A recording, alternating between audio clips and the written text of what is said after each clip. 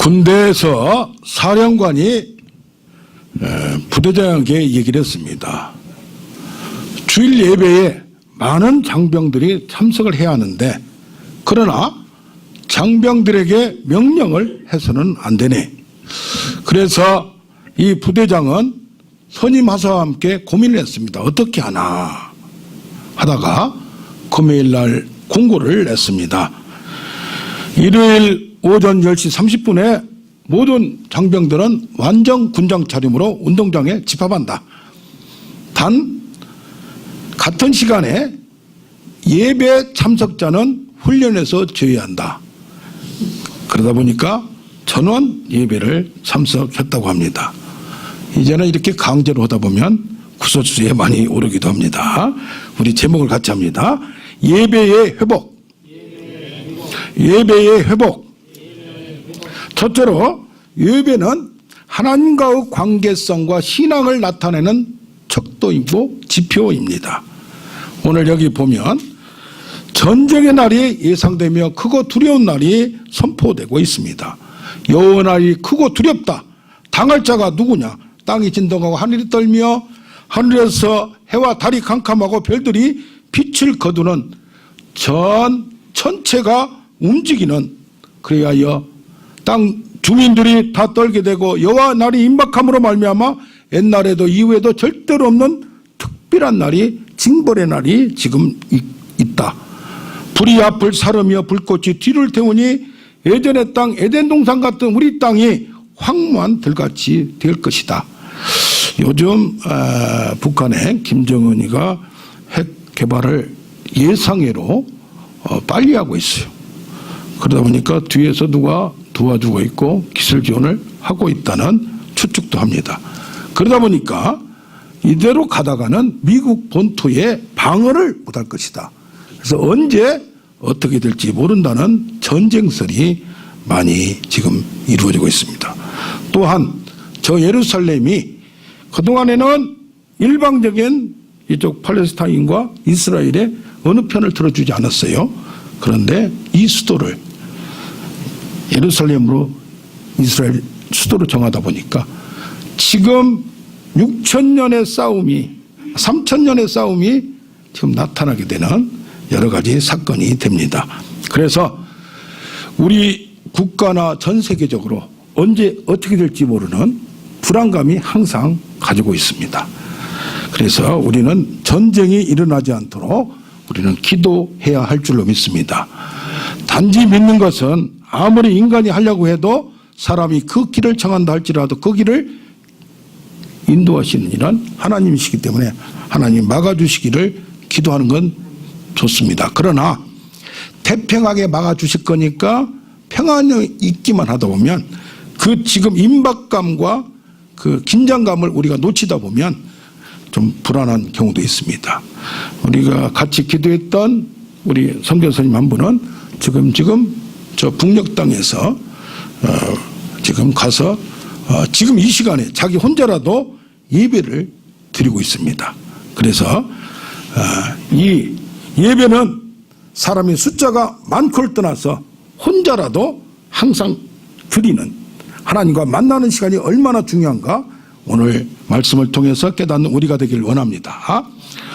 요엘서를 통해서 특히 전쟁이 일어나고 무슨 문제가 생기고 나라가 흔들거리고 그런가 하면 여기 4절에 보면 경제적 어려움이 있어서 이 팥중이가 먹은 거, 메뚜기가 먹고 메뚜기가 먹은 거 남은 거, 느치가 먹고 남은 거 황충이 다 먹어서 경제적으로도 황폐하고 포도나무도 시들었고 무화과나무도 말랐으며 석류, 대추 모든 나무가 다 말라서 열매를 맺을 수 없다고 얘기합니다.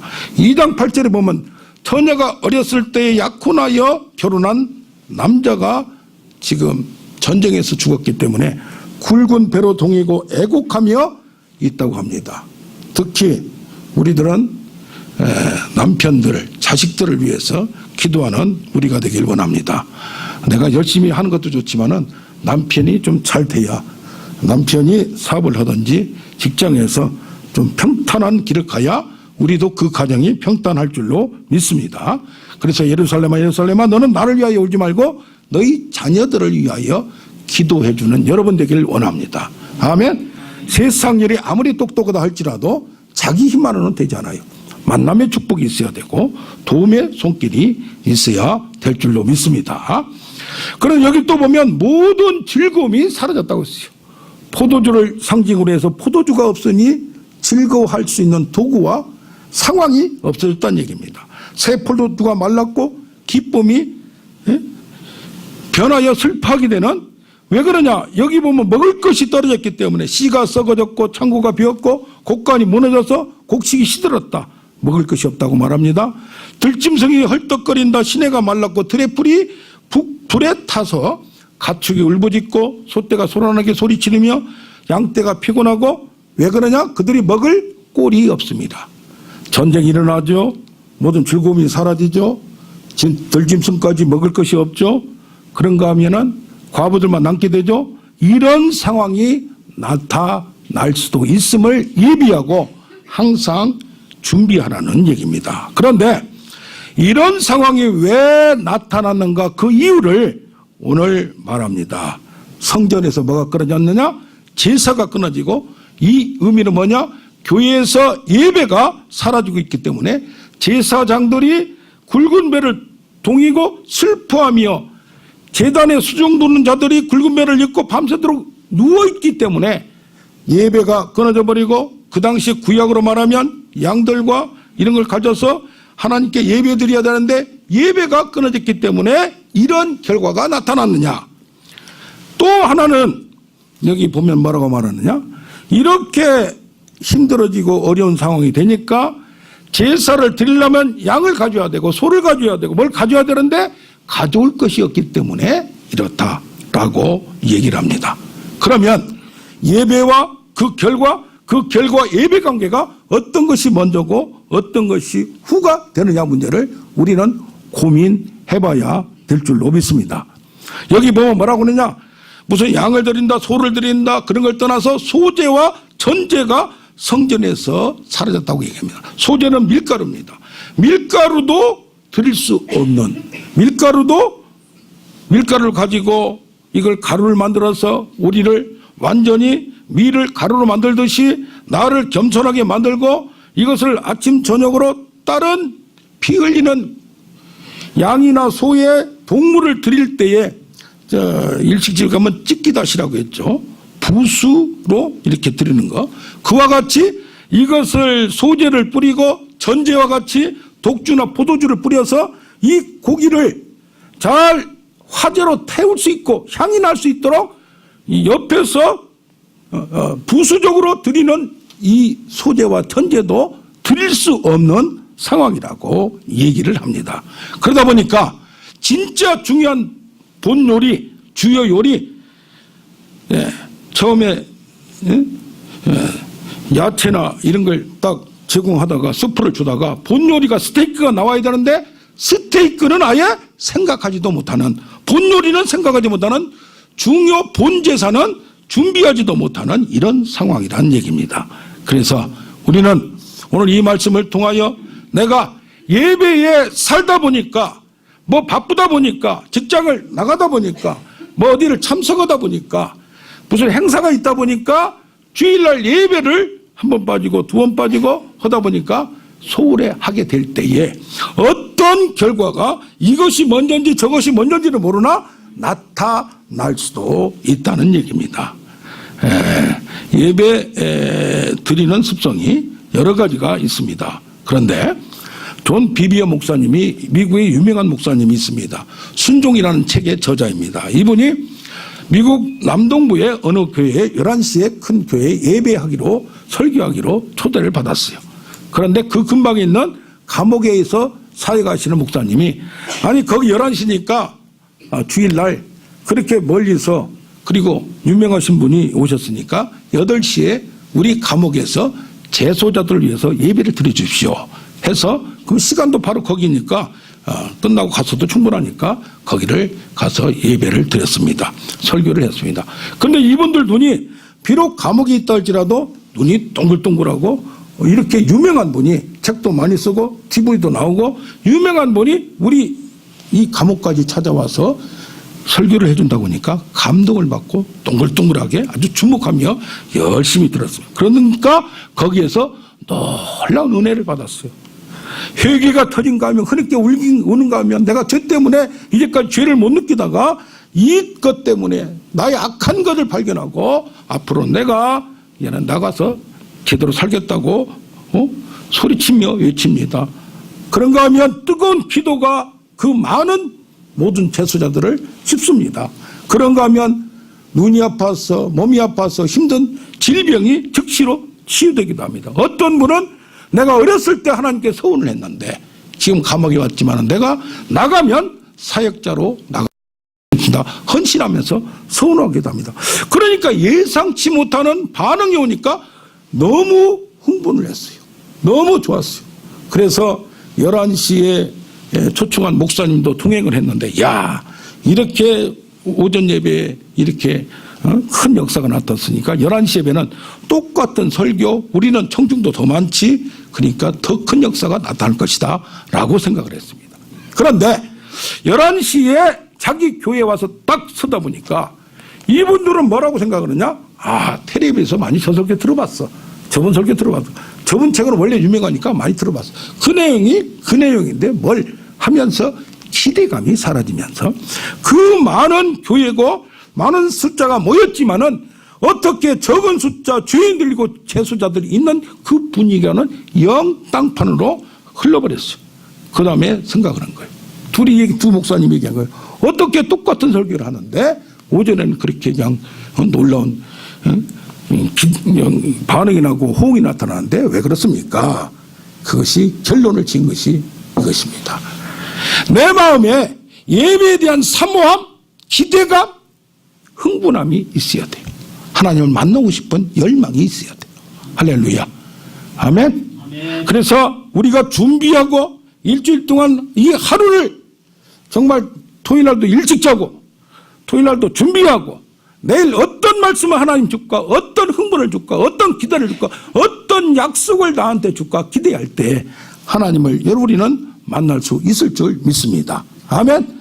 말씀을 통하여 감동이 되든지 예배 중에 하나님 직접 나한테 임재하는 임재의 역사가 나타나고 내가 내 몸으로 내 영으로 충분히 느낄 수 있을 줄로 믿습니다. 아멘. 네, 그래서 기대하고 사모할수록 여러분에게 이 시간은 홀로 예배하는 시간도 있습니다. 홀로 기도하는 시간도 있습니다. 홀로 묵상하는 시간도 있습니다. 이것도 중요한데 이것은 일주일 동안 혼자 연습하다가 같이 모였을 때 두세 사람이 모인 곳에 내가 너희와 함께 하겠다는 하나님의 말씀을 믿고 흥분하시길 바랍니다. 아멘. 예배드리는 자세가 여러 가지가 있는데 주보 탐닉증이나 꼼꼼파가 있대요. 주보를 열심히 보는 거예요. 이것도 중요해요. 그러면 근데 찬송 주월증이라고 찬송은 부르는데 입으로만 하고 이것이 망상이 되는 거예요. 우리가 찬송도 집중해야 되는 거예요. 가사에 집중할 때 소리쳐서 몸으로 집중할 때에 그 속에 우리가 몰입이 됩니다. 그러면서 성령이 지배를 하게 됩니다. 흥분하게 됩니다. 내 영을 통치하게 됩니다. 할렐루야. 그런가 하면 습관성으로 졸음증이 있을 수도 있고 습관성 재발절음증이라고 말씀이 나한테 찔리고 이것이 어떻게 보면 은혜인데 내 것을 나들으라고 한가 봐 라고 생각할 수 전혀 그렇지 않으니까 오해하시지 마시기 바랍니다. 아멘. 어떻게 보면 찔리든지 감동을 받든지 무엇을 하든지 이것은 하나님과의 만나는 말씀과 만나는 시간임을 확인하는 여러분 되길 원합니다. 아멘.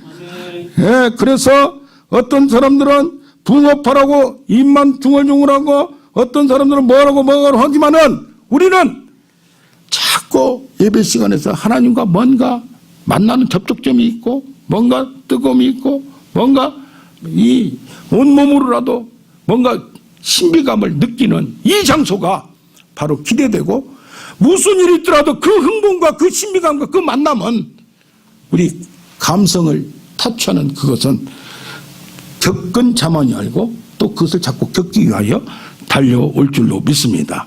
아멘. 네, 그래서 이 예배를 통하여 예배를 소홀히하게 될 때 예배를 빠지게 될 때 신앙이 식어지기 시작합니다. 그런가 보면 요새 지금 가나안 성도가 있대요. 거꾸로 하면 안나가 성도. 텔레비에 나오니까 텔레비를 이리 틀고 저리 틀고 합니다. 저도 지난주에 5분 관람을 한 달간 누가 하라고 해서 굿TV에 가서 4번 5분 설교를 한 달간을 찍었어요. 그러면서 한 번 하고 나서 또 와라. 같은 말을 우리가 설교했던 것을 5분으로 압축해서 이걸 그냥 했는데 이걸 또 이 말을 받고 와라. 또 뭐 액센트가 너무 강하다 하면서 아이고 그 2시간 이상을 그걸 4편을 찍는데 시간을 보내고 나중에는 지치기도 했어요. 그러나 짧든지 길든지 그 말씀 속에서 아니면 흥분 속에서 우리가 어떤 게 하나님과 부딪히는 역사가 우리에게 있기를 원합니다. 아멘. 둘째로 예배가 회복되어야 하나님 관계가 회복되고 모든 것이 치유되고 회복하게 됩니다. 여기 보면 금식일을 정하고 성회를 소집하고 모든 성전으로 모으고 부르짖을지어라고 말합니다. 여기 보면 금식일을 정하고 마음을 결단하고 내가 지금 상태가 영적 상태가 조금 첫사랑을 회복하지 못하고 조금 게을러지고 분주하게 되고 그럴 때에 여기는 금식은 하나의 조건입니다. 금식의 방법을 통하여 하나님께 의지하고 하나님과 만나는 계기를 만나려고 얘기합니다. 금식의 의미는 자기를 낮추고 음식을 거절하고 모든 걸 포기하고 하나님께 의지하며 그 다니엘같이 결단의 기도 히스기야같이 죽음을 앞두고 정말로 이제는 대선지자가 이사야가 말했지만은 하나님과 대면해서 직면해서 담판 지으려는 각오를 얘기합니다. 할렐루야. 우리가 꼭 금식을 할 필요는 없어요. 금식 기도를 대신하여 철학 기도도 있고 또 무시 기도가 있습니다. 생각날 때 또 오직 기도에 전념하여 하나님께 의지한다는 얘기입니다. 인간 한계를 초월한 어떤 문제나 마지막의 기도 바라가며 부르짖으면서 하나님 아니면 해결할 수 없다는 그런 사건을 통하여 하나님을 특별히 만나는 계기가 될 줄로 믿습니다. 아멘. 그래서 수시로 아침에 잠깐 묵상을 하면서 차 타고 가면서 그 말씀을 묵상을 해요. 생각을 해요. 잠깐 졸면서 생각을 해요. 그러다 보면 그 말씀 속에 내가 몰입되고 뭔가 깨닫는 역사가 나타납니다. 할렐루야. 이게 바로 교통입니다. 이런 관계를 통하여서 지금은 뭐냐? 내가 지금 평상시에 영적 상태가 지금 게을러졌고 나태해졌으니 지금 어떻게 하라? 특별한 조치를 취해라.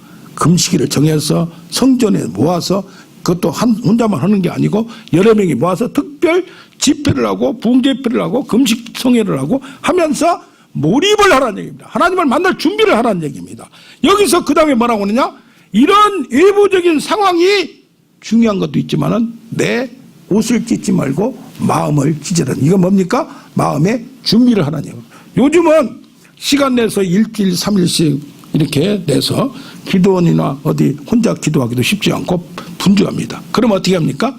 날마다 아침에 시간을 내든지 저녁에 시간을 내든지 잠깐 30분이 안 되면 10분이라도 아침 저녁이라도 독대하는 시간이 되기를 원합니다. 이 골방의 시간 가짐으로 말미암아 골방이란 얘기는 장소도 중요하지만 내 마음을 하나님과만 독대하는 겁니다. 할렐루야. 어떤 목사님은 간증을 들었는데 많은 사람들이 예배 중 금요철에 같이 그렇게 하고 있는데 예수님이 나타나서 4시간 동안 한국보인데 영어로 이걸 얘기를 했대요. 영어로 Who are you? 그러면서 너는 누구냐? 그래 너희 사명이 뭐냐? 하면서 4시간을 큰 소리로 왜 이렇게 소리가 작냐 하면은 스피크 업 하면서 또 소리를 올리고 다른 사람들이 100명이 다 들었대요 이것을. 그러면서 4시간을 독대했다는 말을 듣고 야 나도 좀 그런 시간이 있었으면 좋겠다라고 생각을 했어요. 그러나 그렇게 환상 중에 보인다 무슨 음성을 들었다 듣지 않더라도 내가 내 마음속에서 어떤 말씀과 어떤 생각을 집중할 때 그것이 바로 독대하는 시간이고 만나는 시간임을 알기를 바랍니다. 아멘. 이것이 계속될 때에 하나님께서는 우리 성령께서는 내 마음을 주관하고 어떤 걸 느끼게 하고 어떤 걸 깨닫게 해줍니다. 그것이 바로 하나님이 여러분을 만나는 방법임을 알기를 바랍니다. 할렐루야. 여기서 보면 70년 동안 이 이스라엘 백성들은 5월달과 7월달 금식을 했어요. 그런데도 형식적으로 하는 게 아니고 지금은 특별히 마음을 정하고 내가 은혜 받기 위하여 하나님을 만나기 위하여 이렇게 지금 애달프게 부르짖습니다. 그러면서 너희들이 옷을 찢고 이런 것도 중요하나 마음을 준비하고 항상 평상심으로 평상시에 낮에나 저녁이나 내 속에서 무시로 하나님께 항상 기뻐하라, 쉬지 말고 기도하라, 범사에 감사하라. 습관적으로 하는 우리가 되길 원합니다. 반복적으로 하는 우리가 되길 원합니다. 그래서 찬양도 쉬운 노래, 어려운 노래 할 거 없어요. 아무거나 흐느끼면서 자꾸 하다 보면 활성화가 됩니다. 운동도 반복해야 됩니다. 여기 말합니다. 모두 모여서 함께 드려라. 그런데 그렇게 되면 뭐라고 말하느냐? 그렇게 모이고 열심히 합쳐서 모이고 군중으로 모이고 주일날 공예배를 드리고 이렇게 하지만은 이것이 연습되고 그것이 나가서 개인적으로 이제는 영성 생활을 하고 개인적으로 기도 생활을 하고 개인적으로 잠깐이라도 생각하고 말씀을 묵상할 때 나중에 여기 2장 27절에 보면 그 후에 내 영을 만민에게 주리니 하나님이 특별히 폭포수와 같이 뼈 같이 우리에게 덮치듯이 하나님의 은혜가 나타날 때가 있다는 얘기입니다. 아까 어떤 목사님이 4시간 동안 예수님과 독대한 것은 일생에 단 한 번이었습니다. 4시간이 아니더라도 내 마음에 자꾸 그런 걸 사모하면서 나갈 때 하나님이 그 때가 참에 때가 이름에 우리에게 나타나서 찾아와 줄 줄로 믿습니다. 그동안에 이거 미가서 3장 6절 보면 선지자들이 밤을 만나리니 영혼의 뭘 봅니까? 영혼의 밤을 만나서 선지자임에도 불구하고 하나님을 만나지 못하고 하나님을 찾지 못하고 그러다 보니까 이상을 보지 못하고 하나님을 느끼지 못한다는 얘기입니다. 어둠을 만나니 예언하지 못하고 하나님 음성을 듣지 못한다고 말합니다. 그러나 여기 보면 2장 28절에 그 후에 내 영을 선지자한테만 주는 게 선지자도 반복하지 않고 하나님을 만나고 찾지 않으면 하나님이 만나주지 않고 음성이 들리지 않아요. 그러나 만민에게 남자 여종들에게 누구나에게 내 영을 폭포수와 같이 다 알게 쉽게 만날 수 있도록 언제든지 만날 수 있도록 우리에게 다가오신다는 얘기입니다. 할렐루야. 특별히 지금은 성령의 시대로 말미암아 우리가 간절히 사모하면 찬양에 몰입하면 기도에 몰입하면 말씀에 몰입하다 보면 어떤 방법을 통해서든지 은혜의 방패를 통하여 우리가 만나는 계기가 될 줄로 믿습니다. 아멘. 근데 여기서 뭐라고 나오느냐? 이렇게 내 영이 나를 엄습하고 나를 공격하여 나를 통치하게 되는데 그때에 내가 하나님을 만날 때 이걸로만 만나는 게 아니라 이 세상에 이적을 베푸느니 하늘과 땅에 베푼데 뭐가 있냐? 피와 불과 연기 기둥이 있다고 합니다. 하나님이 나타나서 어떤 사람한테는 심판을 주고 판결을 내리고 악에 대한 징벌을 내린다는 얘기입니다. 어떤 일이든지 마지막이 있다는 얘기입니다. 결론이 있다는 얘기입니다. 하나님 참고 기다리다가 하나님이 결론을 내서 찾아오고 결판을 낸다는 얘기입니다. 그러나 주의 이름을 부르는 자에게는 뭘 준다? 구원을 준다는 얘기입니다. 할렐루야. 그러므로 말미암아 우리가 사모하고 기도의 제목이 있고 하나님과 만나면서 전도하고 또 내가 만난 하나님을 전하고 자녀들이 이제는 세상에 지금 보면은 어른들은 교회도 많이 있습니다. 그러나 청년들 중고등부 하다 보면 5% 미만이래요. 그러다 보면 20년 30년 되면 교회가 텅텅 빌지도 모릅니다. 저 유럽과 같이 그렇게 될지도 모릅니다. 그러나 우리가 지금 준비하고 저들 위해서 기도하고 준비할 때 이 하나님의 영이 성령이 폭포수와 같이 만민에게 부어주는 시점이 되면 그들도 돌아오게 만들 수 있다는 얘기입니다. 할렐루야. 그래서 2장 27절에 뭐라고 하면 내가 이스라엘의 하나님이다. 도저히 생각하지 못하는 다른 이가 없고 놀라운 일을 행하는데 그 놀라운 일은 뭐냐? 기도하는 자, 하나님께 예배하는 자를 통해서 예배가 회복되면 모든 것이 회복되고 치유되고 역사가 나타난다는 얘기입니다. 할렐루야. 요즘 사람들이 얘기합니다. 기도원에 가도 사람이 없어요. 교회 집회에도 사람이 없어요. 예배에 무슨 일 있으면 행사가 있더니 뭐 하면 빠지게 돼요. 그러면서 예배에 목숨 걸지 않고 예배에 충성하지 않고 예배의 중요성을 모르다 보니까 그냥 의식적으로 종교생활로 이렇게 변질돼 간다고 얘기합니다. 그러나 우리가 주일날 오늘 빙판길에 여기 온 것도 쉬운 일이 아닙니다. 어떻게 보면 시간 일찍 해서 그 시간 맞추면서 온다는 것도 쉬운 일이 아닙니다. 자녀들까지 관리하면서 한다는 거 쉬운 일이 아닙니다. 그러나 그런 수고와 준비가 있을 때 그가 하나님이 쓰는 사람이 되고, 지금은 모른다는 얘기예요. 어느 때가 차면 어떤 사람에게는 심판과 판결이 오는데 어떤 사람에게는 구원이고 축복이고 능력이고 쓰임받는 그 시점이 된다는 것을 분명히 믿으시길 바랍니다. 내가 살아야 내 주의를 살릴 수 있다는 얘기입니다. 이집트에서는 이슬람 종교가 90% 이상이에요. 그래도 다른 나라보다 나아요. 왜? 사우디나 이쪽에 뭐 이란이나 이런 데는 거의 99% 이상이 돼요. 그런데 이집트는 90% 이상인데 그래도 신자들이 대학을 나오고 똑똑하고 잘나도 어디 취직도 안 되고 살아가기가 힘듭니다. 그러니까 나라에서 불렀어요. 니네들 신앙의 자유는 주겠다. 예배는 드리게 해주겠다. 그런데 어디로 가느냐? 저기 이슬람 이집트의 한쪽의 지역에 모카탐이라는 지역이 있습니다. 그쪽이 쓰레기 저기 우리 저기도 보면 쓰레기가 변하여 아파트 지역이 됐잖아요. 쓰레기 지역에 가서 살아라. 그것이 지금 오랜 세월이 됐어요. 그런데 거기에 어떤 일 합니까?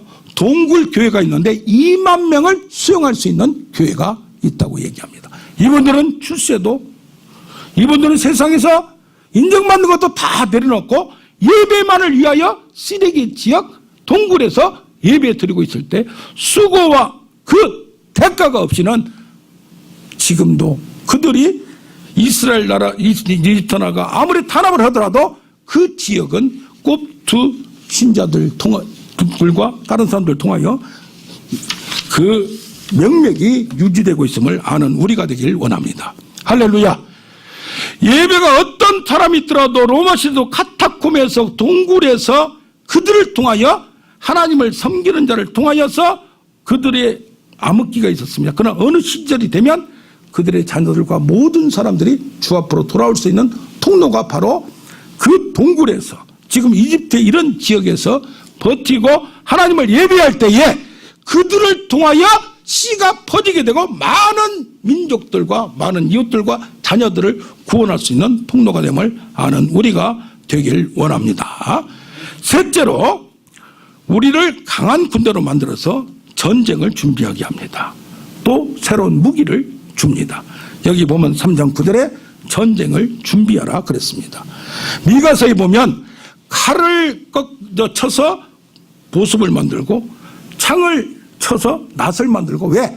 이제는 이웃나라하고 평화가 되기 때문에 싸울 필요가 없다 이 말이에요. 그래서 칼과 창을 다 없애버리고 꽃갱이를 만들고 뭐 삽을 만들고 이렇게 한다는 얘기예요. 그러니까 전쟁을 연습하지 않으니까 얼마나 좋습니까? 그런데 지금 여기는 뭐라고 말하느냐? 너희는 전쟁을 준비하라는 얘기예요. 어떤 전쟁을 준비하느냐?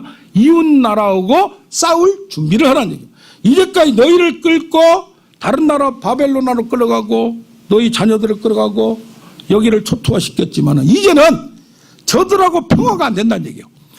북한하고도 평화의 통일이 되길 원합니다. 아멘. 그래서 싸울 필요가 없어요. 전쟁이 하나 푹 떨어지면 우리도 어쩔 수가 없어요. 그런데 어떤 경우에는 우리가 영적 싸움에서는 도저히 평화가 안 될 때는 어떻게 해야 돼요? 전쟁에서 내가 이겨야 돼요? 져야 돼요? 이겨야 돼요. 영적 전쟁도 마찬가지요. 그래서 오늘 뭐라고 말하느냐? 너희는 보습을 쳐서 창을 만들고 전쟁을 준비하라 이거예요. 낫을 쳐서 또 꽃갱이를 만들어라 이 말이에요. 그러면서 무기를 가지라는 얘기입니다. 그러면 너희는 약한 자지만 강한 자가 되고 새로운 무기를 주어서 강한 군대를 만들어서 저들한테 이제까지 당하기만 했는데 이제는 이길 수 있고 공격해서 저들을 너의 포로로 만들 수 있는 능력자로 만든다는 얘기입니다. 할렐루야. 그래서 뭡니까? 우리는 영적 전쟁에서 우리가 이길 수가 없어요. 하나님으로부터 받은 은사와 능력을 받아서 이 세상을 이겨나가는 우리가 되길 원합니다. 아멘. 세상에서 살아갈 때 하나님과 만남이 없고 하나님과 특별한 무기가 없으면 이쪽에서 공격하고 저쪽에서 유혹하고 할 때에 세상적으로 어려울 때에 내가 이길 수가 없어요. 그런데 뭐요? 엘리야 같은 경우는 기도의 능력을 받았어요. 그러니까 뭐요? 기도한 즉 하늘이 열리고 기도한 즉 하늘이 닫히는 놀라운 역사가 나타남을 믿습니다. 아멘. 우리는 어려울 때에 어떻게 할까 걱정하지만은 누구나 이런 전쟁을 당할 수밖에 없어요. 육체적인 질병의 전쟁이든지 아니면 경제적인 아니면 전 사업이든지 무슨 문제가 우리 인생은 그런 전쟁들이 항상 있어요. 이것을 이길 수 있는 무기를 하나님이 주실 줄 믿습니다. 어떻게 주느냐? 이른 비와 늦은 비를 필요할 때 딱 주어서 우리에게 능력을 공급합니다. 은혜를 공급합니다. 할렐루야. 그러다 보니까 경제적으로도 나무도 죽어가고 지금 들짐승도 먹을 게 없는데 필요할 때 물을 공급한다는 얘기예요. 불할 때 물자를 제공한다는 얘기예요. 그러다 보면 그 들짐도 살고 우리도 살고 모든 사람들을 살릴 수 있는 우리가 됨을 믿습니다. 땅이 이제는 바뀌어집니다. 땅이여 두려워하지 말라. 이 땅을 버린 땅이 됐는데 하나님이 사랑하사 이 땅을 살려서 에덴 동산으로 다시 만듭니다. 백성 옛날에는 이 백성들의 금은을 뺏어서 갔어요.